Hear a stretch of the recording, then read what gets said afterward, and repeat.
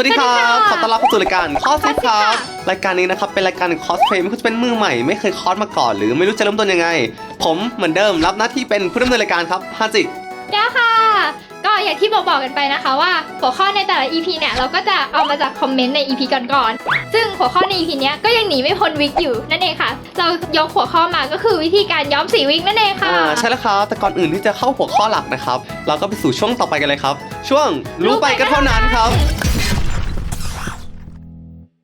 ยินดีต้อนรับเข้าสู่ช่วงรู้ไปก็เท่านั้นค่ะโดยหัวข้อในวันนี้ของเราก็คือการย้อมสีผมของคนในสมัยโบราณนั่นเองค่ะอย่างที่รู้กันว่าคนในสมัยโบราณเนี่ยเขาก็ไม่มียาย้อมสีผมเหมือนกับที่เราใช้กันปัจจุบันนี้เพราะฉะนั้นเขาก็จะต้องใช้ยาย้อมสีผมจากธรรมชาตินั่นเองค่ะเช่นชาวอียิปต์โบราณก็จะใช้มะนาวบีบลงบนหัวกัดให้ผมกลายเป็นสีบอลสลวยสวยเก๋ค่ะหรือว่าชาวกรีกโบราณเนี่ยก็จะใช้ยาย้อมสีจากพืชค่ะแล้วก็ที่เฟลบูรัสสุดๆเลยก็ต้องยกให้ชาวบาบิโลเนียนเมื่อ 1,800 ปีก่อนคริสตกาลค่ะที่เขาเนี่ยเล่นเอาผงทองคำโรยลงบนหัวดื้อๆเลยเนี่ยแหละค่ะ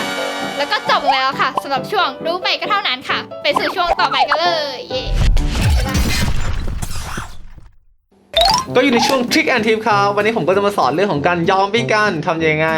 ก่อนอื่นก็มาดูวิกกันเลยวิกนะครับก็จะมี2ประเภทหลักๆก็จะเป็นวิกผมจริงแล้วก็วิกเกสังเคราะห์แต่หลักๆที่เขาใช้กันในการย้อมวิกก็จะเป็นวิกเกสังเคราะห์ทำไมถึงใช้สังเคราะห์เพราะว่ามันง่ายกว่าราคาถูกกว่าอันนี้คือย้อมนะครับวิธีย้อมวิกนะเราสามารถย้อมวิกได้จากสีโทนอ่อนไปสีโทนเข้มเท่านั้นไม่สามารถเอาโทนเข้มมาย้อมให้เป็นโทนอ่อนได้ย้ำนะครับเดี๋ยวจะเอาโทนเข้มมาย้อมแบบสีดำอย่างเงี้ยเอามาย้อมแล้วแบบ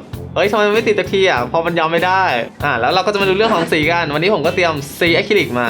สีหลักๆนะครับก็จะมี3ประเภทที่ต้องใช้กันก็คือสีย้อมผ้าข้อดีของมันคือย้อมติดตามเฉดสีที่พวกเราต้องการเลยยิ่งแช่ไว้นานเท่าไหร่นะครับสีก็จะยิ่งเข้มขึ้นด้วยแต่ว่าข้อเสียของมันก็คือขั้นตอนการทำค่อนข้างจะยุ่งยากนะครับแต่ว่าราคาก็ถูกก็โอเคก็สูสีกันอย่างที่2นะครับก็จะเป็นสีโคปิกนะครับก็จะให้สีที่อ่อนหวานนุ่มนวลสีซอฟอะไรอย่างเงี้ยไม่ค่อยเข้มมากเท่าไหร่ส่วนมากที่เขาจะใช้กันก็คือเป็นการไล่สีให้เข้มขึ้นเท่านั้นเองอย่างเช่นสีชมพูใช่ไหมครับก็เอาสีโคปิกที่เป็นสีชมพูด้วยกันมาย้อมให้สีชมพูนั้นเข้มขึ้นเขาจะใช้วิธีอันนี้มากกว่าเพราะว่าเอาจากสีขาวไปย้อมให้เป็นสีเขียวเลยอย่างเงี้ยไม่ค่อยติดเท่าไหร่เขาเลยใช้แบบนี้กันส่วนค่าใช้จ่ายก็ค่อนข้างจะแพงกว่าวิธีอื่นถ้าเป็นวิธีนี้นะครับแล้วก็กลิ่นค่อนข้างจะฉุนด้วยนี่คือข้อเสียของมันก็มีคนทำวิธีการสอนไว้ให้แล้วเราก็จะทิ้งลิงก์ไว้ให้ละกันมีทั้งภาษาไทยทั้งภาษาอังกฤษก็สามารถเข้าไปดูได้เลยสีที่3นะครับก็คือสีอะคริลิกซึ่งเราเลือกใช้ในวันนี้สีอะคริลิกกับสีโปสเตอร์นะครับก็วิธีการทำก็เหมือนกันเลยไม่แตกต่างเราสามารถใช้ได้ทั้ง2อย่างสีโปสเตอร์หรือสีอะคริลิกก็ได้แต่สีอะคริลิกก็แพงกว่านิดนึงขวดนี้ผมซื้อมา45 บาทขวดเล็กข้อดีของมันก็คือย้อมติดง่ายใช้เวลาประมาณ30 นาทีก็สามารถนำมาใช้งานได้แล้วส่วนข้อเสียมันก็คือสีหลุดง่ายมากโดนน้ำก็หลุดแล้วหรือถ้ายังไม่หลุดก็สีมันก็จะดรอปซีดลงอะไรอย่างเงี้ยโอเคอย่างที่3ก็คือแอลกอฮอล์ทำไมถึงใช้แอลกอฮอล์วันนี้ผมทำเทสมาให้ดูด้วยข้างนี้นะครับจะเป็นแอลกอฮอล์ย้อมกับสีอะคริลิกส่วนข้างนี้ก็จะเป็นน้ำเปล่าย้อมกับสีอะคริลิกผลเทสก็คือแอลกอฮอล์นะครับจะทำให้สีเข้มกว่าแล้วก็สวยกว่าด้วยแต่ว่าข้อเสียของมันก็คือทำให้วิกหยาบกระด้างส่วนน้ำเปล่านะครับข้อดีของมันก็คือสภาพเส้นวิกก็ยังคงเป็นเหมือนเดิมแต่ว่าข้อเสียของมันก็คือย้อมไม่ค่อยติดเท่าไหร่สีก็จะซีดกว่าแอลกอฮอล์นะครับที่เราใช้วันนี้ก็คือ 70% ถ้ายิ่งวิกยาวมากเท่าไหร่แล้วก็ต้องเพิ่มขนาดปริมาณมากเท่านั้นแต่วิกวันนี้นะครับที่เราเลือกมามันไม่ยาวมากเพราะฉะนั้นใช้แค่ขวดนี้ก็พอแล้วไม่ต้องขวดใหญ่มากต่อมาก็จะเป็นกระมังที่เราเอาไว้ใช้แช่วิกกันโอเคแล้วก็บอกอุปกรณ์กันไปหมดแล้วเราก็จะไปดูต่อไปเลยว่าทำยังไงโอเคตอนนี้ผมก็เตรียมน้ำไปแล้วอย่างแรกนะครับก็เอาสีอะคริลิกใส่ไปเลยใส่หมดไปเลยครับแล้วคนนะครับคนให้สีมันกระจายตัวก่อน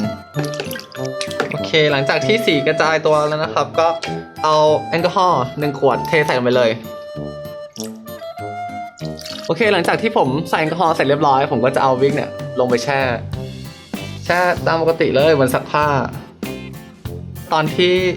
เติมน้ำมาไม่ต้องเติมให้มันแบบล้นมากให้เติมแค่แบบว่าพอดีที่แบบว่าจะแช่ให้วิกท่วมได้แค่นั้น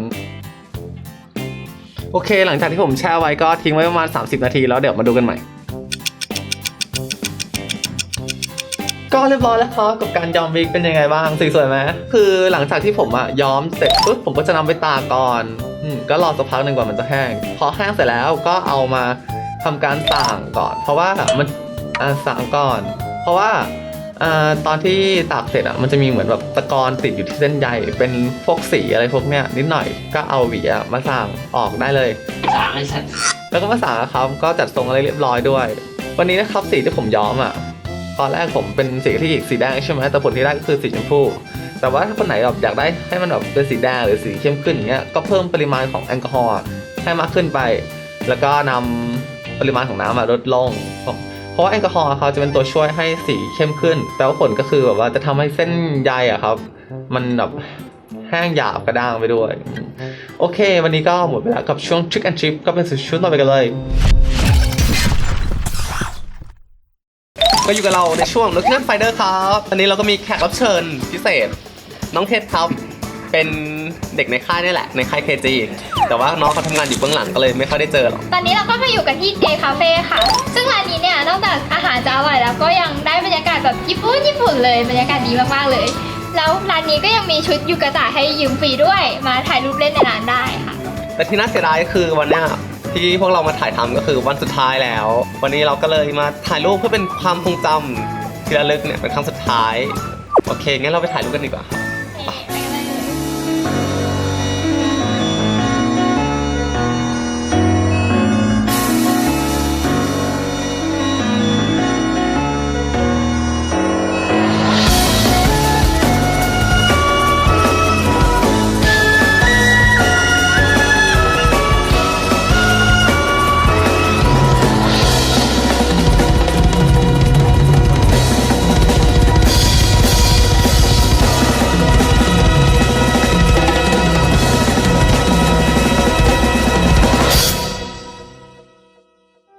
ก็หมดไปแล้วครับกับช่วง Action Finder ครับ ค่ะ แล้วนี่ก็คือทั้งหมดของคอทิปในวันนี้ค่ะ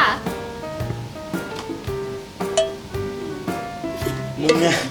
ถ้าอยากรู้เรื่องราวของพวกเราอยากสอบถามอะไรหรือว่าติชมก็คอมเมนต์ใต้คลิปเหมือนเดิม ค่ะ แล้วก็อย่าลืมกด subscribe KG Plus แล้วก็อย่าลืมตามไปกดไลค์พวกเราด้วยใน kgplus.com เว้ย facebook.com/kgpark ใช่ค่ะแล้วราคาถูกต้อง แล้วก็อย่าลืมพวกเรามีเว็บไซต์อย่างเป็นทางการแล้วนะ ใช่ เว็บไซต์ของเราอะไรนะแก้ว www.kgplus.net ค่ะ ถ้าใครอยากจะติดตามผลงานของเราทั้งหมด หรือว่าติดต่องานโฆษณาโปรดักชันก็เข้าไปอ่านรายละเอียดกันได้ในเว็บไซต์ของเรา แล้วอย่าลืมติดตามชมพวกเราทุกวันศุกร์สิ้นเดือนสำหรับวันนี้ขอตัวไปก่อน สวัสดีครับ ありがとうございます。